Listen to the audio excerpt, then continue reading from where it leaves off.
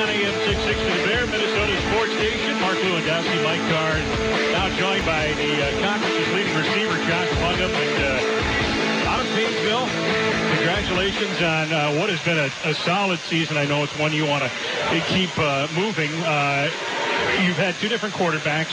Does it really matter? I think that's one of the first questions that people wonder about. Well, Nick Martin versus Connor Bruns and how it comes out differently or how they look for you differently or what routes you run instead. Is anything change up from regards to quarterback and who's back there? I mean, I think I speak for the whole receiving corps. I say we're all pretty comfortable with either one. We worked with them last spring, last fall. I think we're all pretty comfortable that they know what they're doing and they're gonna succeed and be successful with executing their assignments, and I think we're all pretty comfortable with both of them in there. So I know, coming from Painesville, you probably know a lot about Johnny football, being not far away. You spend a few fall Saturdays in Collegeville growing up? Actually, not as many as you think. I made it to a couple games when I was younger, but as far as like a yearly thing, I didn't really go to too many games growing up. It was kind of something that happened. Senior year, they started recruiting me, and I obviously knew the history a little bit. Sorry about that. I got to adjust your microphone just a touch. All right, go ahead. Yeah, I knew about the history and stuff growing up, but I never actually went to too many games, surprisingly. But obviously, everyone knows John Gagliardi, especially in this area, and I knew about the culture and tradition, but I never really went to too many games. What was the deciding factor? What made it Collegeville for you? Yeah, I just felt so comfortable. I took an overnight there, and all the people just seemed so awesome. I got along with the coaching staff really well. All the players that I met with were awesome. So it just felt like the right place, and it's been working out pretty well so far. So and I'm sure you've known this or see this now. Freshmen have to come in and kind of earn their stripes. You're a bit of a rarity. Johnny's wanted to showcase you and your skill set. How did that make you feel coming right into the program and pretty much into the starting lineup? They told me that I had a chance at maybe seeing some playing time, but I knew I had to come in here and work hard, and I knew how many good athletes were at the school already and how tough it would be to come in and step in and play right away. So, I worked hard in the summer leading up to it, and I was just blessed to have an opportunity my freshman year, and I tried my best to make the most of it. So. Johnny's used you a lot of different ways, including in a Wildcat set. How much time do you spend practicing that in preparation for unveiling it in the game? Not too much. We usually get about maybe 5 plays a day with it, something like that. So, nothing too advanced, but we just kind of keep it fresh and keep it looking sharp for the game in case we need it. We haven't used it too much this year, but just in case of emergency, we like to keep it sharp. So, are there plays where you've actually thrown out of the set? Yeah. There's a couple, but kind of keeping that on wraps, I guess. But well, that's okay. We'll see. We'll see how it works out in the game. But it just depends on the situation and scenarios that come up. So, are you allowed to call the plays, or they come in for the sidelines for that? They come in from the sidelines for that. I'm not allowed to call any, but usually when we're in it, Connor is also in the game, so he calls the play, and then I go to the quarterback spot. But. Okay, because Johnny quarterbacks traditionally have called their own play. That's true. Yeah, I don't get that luxury, I guess. Yeah. Okay, well maybe later. Maybe next year. We'll see. I can put in some words with Kurt and see if he can get that working. What about your relationship with Kurt? That's Jerry was around the program 17 years now. He is the head coach. People have kind of gotten to know him. Kurt's the new kid on the block. And so what's it like? Our relationship's really good. He's kind of molded by that Johnny culture, and you kind of can tell he came from here, and I think he's fit in really well. We obviously know what he's doing, and he's a very good coach, and I think everyone trusts that he's going to come up with some good plays for us, and it's been a good transition for him and for us into a new offensive scheme here. So. Speaking of transitions, you came in as a freshman playing right away. You came out of Painesville. Was it a surprise that you fit in as quickly and easily as possible, or was it a lot of hard work on your part, or what? It was a lot of hard work. Like I said, the summer before, I put in a lot of hard work working out and doing some sprints and stuff like that. But, I think the transition wasn't too bad. I like to think I'm able to adapt to new situations pretty well, and it wasn't too hard of a transition for me going from high school to college. Have you, I know a lot of people saw you play in high school, and out of the Johnny Network and went right to some of the recruiters at St. John's and said, you got to see this kid from Painesville play. Were you aware any of that's going on? Or you're out there? I know how passionate the Johnny fan base is, and that's kind of what I expect, I would think, coming out of high school. I had a pretty good senior year, and I never really heard any stories or anything like that, but I'm sure stuff like that went on. A lot of interest in you when you were coming out. I know a certain school, big rival that St. John's has made a huge push to bring you down and show you off like they've shown off a couple of their other players. I got a lot of looks. I visited a lot of schools, a lot of the D2 schools around Minnesota. I looked out east at some Ivy League schools, and I just ended up at St. John's. Seemed like the right place, and that's how it worked out. All right, Josh Bungum, our guest. Let's take a quick time out. We'll come back. More Football Weekly. We'll talk about Josh, the offense, and Gustavus coming up next week. You're listening to Football Weekly from Buffalo Wild Wings. Football Weekly continues on AM 660 The Bear, Minnesota sports station from Buffalo Wild Wings. The World Series already underway, no score early on. We'll be joining that in progress.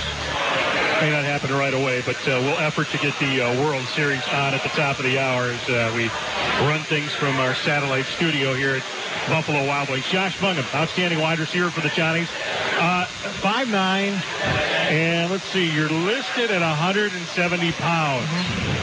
How accurate is that 170? See, I get this a lot. Actually, me and Kurt was ribbing me about yesterday in film, and I'm actually about 168, 170. I came in camp this year at 170. And what'd you play last year at? I was about 158, 159. Wow. I gained about 10, 12 pounds in the off season. So. How did you do that? What kind of workout regimen did you go on? They didn't have us on like a strictly regimented off-season lifting program. We were on the Bigger, Faster, Stronger program.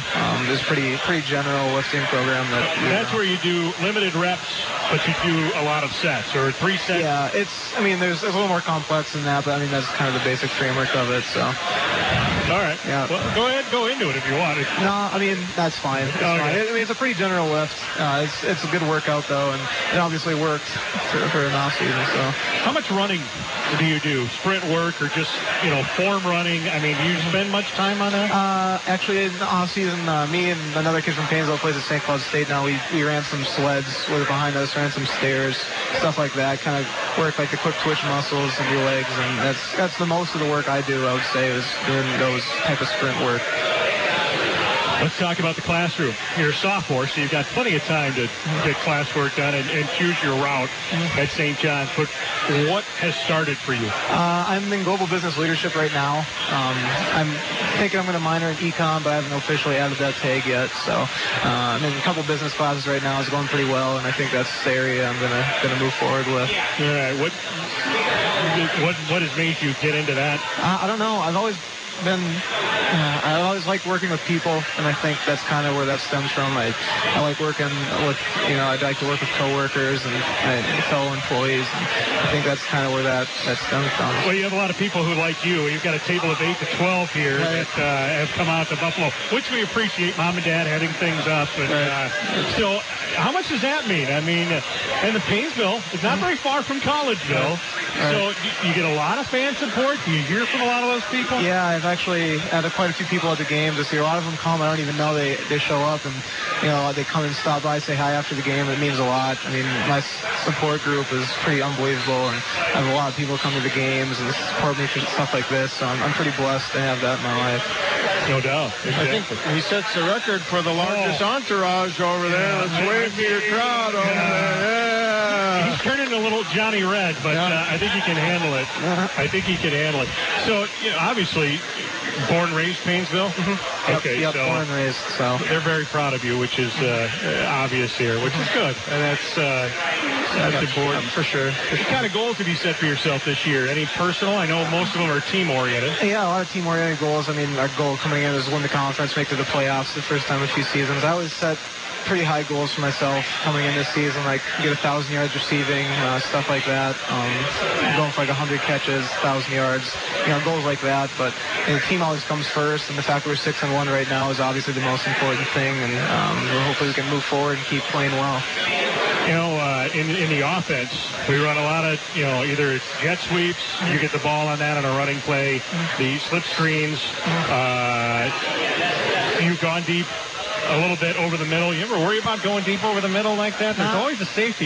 Yeah, it's sizing you up. I mean, you always have those safeties coming down, especially in cover 2 if you're splitting. But I don't know. I try not to really think about it. I've taken enough hits in my career where it just kind of comes second nature to me. It's part of the game, and kind of got to accept it. So I'm kind of used to it. You ever get hung out to dry by a quarterback? I'm trying to think. I think last year at Augsburg, I got lit up by a safety pretty good going across the middle. I think that was the one time in the last couple of years that I really remember getting licked pretty good. But that was a rough day. Yeah, I think everybody pretty much got their. That was not our best game here at St. John's. So when you guys come off the field against a Carleton, where you had the game where it was like, we had a few opportunities we just didn't cash in on. What are the players talking? We know what the coaches are saying. Well, what are the players talking about? Yeah, I think a lot of times players get a little frustrated, especially last week, and I think we generally do a pretty good job of keeping an even keel, knowing that we will be successful if we execute. But there's a little bit of frustration when we aren't doing things right, and I think we generally keep it under wraps pretty well. But every once in a while you get a little upset. But are you able to leave it on the field once you cross the lines, or is it something where you got to go up to a guy after a game and say, you know what? Got on you a little bit, or I was a little frustrated about it, said something to tick you up. I mean, does that happen? It happens every once in a while, yeah, I'd say. But generally, the whole team gets along pretty well, and I think we know that in game scenarios, everyone's a little fiery, and sometimes stuff like that happens. But it's not too common. You do a lot of talking in the huddle, or is that pretty much left to the quarterback? I'm generally a pretty reserved guy, but sometimes in the huddle I get a little fired up, talk to the players a little bit. But I would say mostly, Connor's pretty much, or Connor or Nick, whoever's in there, is pretty much the leader of the huddle, and most of us just listen. So. Is that a new development for this year, being a sophomore? Is that something you also did last year? I think it's something I moved into a little more this year, being a little more vocal. Like when we're struggling or a big third down play, you got to get the linemen pumped up to go and make those fools. But you never say, Connor, throw me the ball, or Nick, throw me?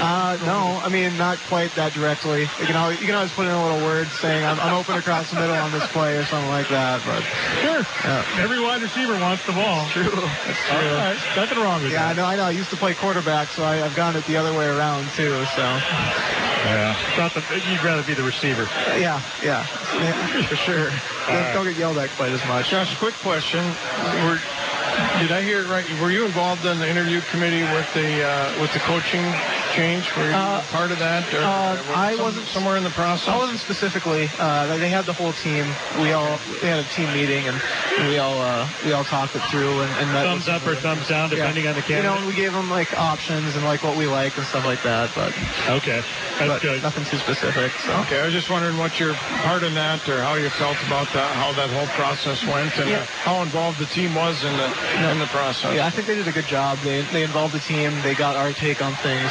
We had a meeting with Steve Johnson, was actually kind of the player rep, and we had a meeting with him, gave him suggestions, what we wanted, what we liked, what we didn't like, and I think they did a good job of that whole process with us. Great. All right. Well, I hope your sophomore season continues to be.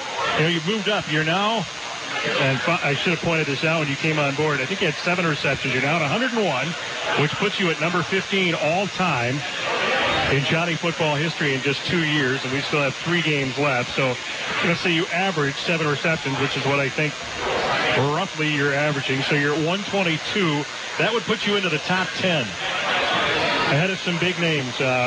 Roland Bueller, Ricky Bell, Nate Kirshner, Ben Siebens, Jeremy Porcells, who he passed up on Saturday to move into the top 15. So, and Jeremy, a Apollo graduate. So I've heard Josh described. These are some legends in John history. You probably have heard of Blake Elliott, of course, and Adam Herbst. Yep. They call him a cross between those two. I can see it. That's how I'm sure a lot of Johnny alums, including this one, described you to Gary or to the recruiting people. Said you got to go out and see this kid. He's a cross between Adam Herbst and Blake Elliott, and you certainly have lived up to that billing. So your hard work is evident, and I think people are very, very impressed with what you've shown on the field. Thank you. So, appreciate it. Keep up the good work. Enjoy good. your family. Yeah, for sure. And your extended family. Yeah, that's right.